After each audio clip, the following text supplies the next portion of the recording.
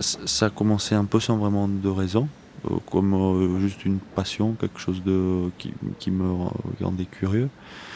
Et au fur et à mesure, j'ai commencé à acheter des outils sur le jeu de balle, mais que je ne connaissais pas. Ça me faisait du bien, un peu comme quelqu'un fait du shopping, il va s'acheter des pompes ou je sais pas, de la bouffe bio. Ben moi j'achetais des outils.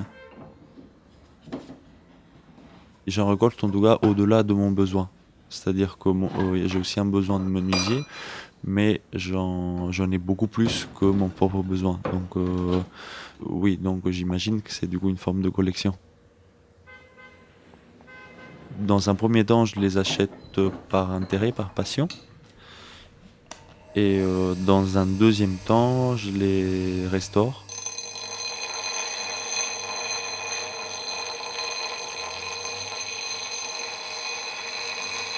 J'essaye de les re-rendre fonctionnels.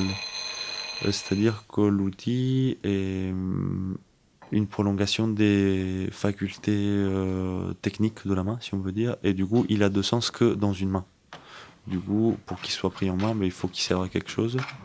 Et d'autant plus qu'un outil, c'est comme une machine à café. euh, Plus il est utilisé, plus il est bon. Donc un outil qui n'est pas utilisé n'est pas un bon outil. Et du coup, tout ce potentiel qui dort, j'ai envie de le réveiller.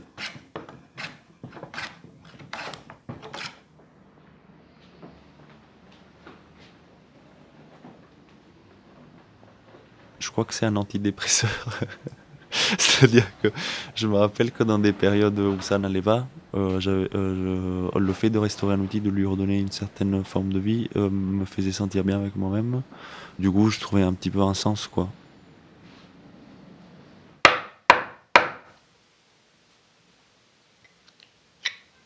Ce que j'essaie de m'imprégner par les outils et d'essayer petit à petit de transmettre, en fait, c'est une tentative de reprendre possession de nos moyens de transformation de l'environnement, de la nature et de la matière.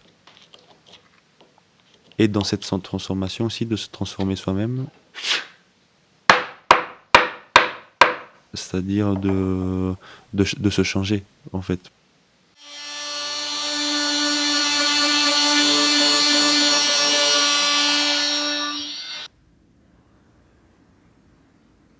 Je pense que, voilà, comme à peu près tout le monde aujourd'hui, j'en ai un peu un ras-le-bol par rapport à la consommation, à l'industrialisation, à la pollution, à l'individualisme, etc. Je pense que c'est des problèmes de société qui concernent tout le monde. Du coup, je cherche une forme de connaissance, en fait, quoi. Une forme de connaissance des moyens qui peuvent nous permettre de sortir de là. Parce que si avant l'industrie n'existait pas et on arrivait quand même à vivre, ça veut dire que quelque part il y a moyen, en petite mesure, de le faire aujourd'hui aussi, se décrocher progressivement d'une dépendance à notre système de production.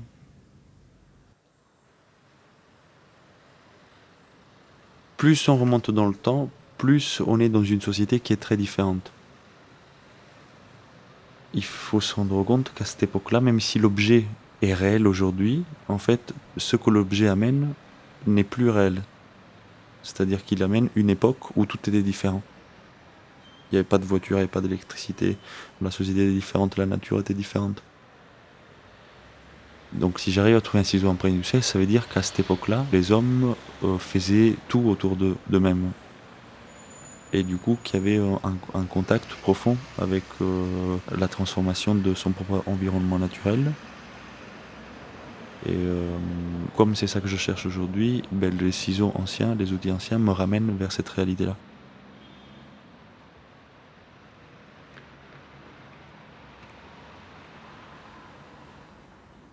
Moi, ce que j'aimerais, c'est juste que mon propre travail, que ce soit avec les outils, mais comme tout ce que je fais, participe à une évolution de notre culture, en fait, quoi. Voilà.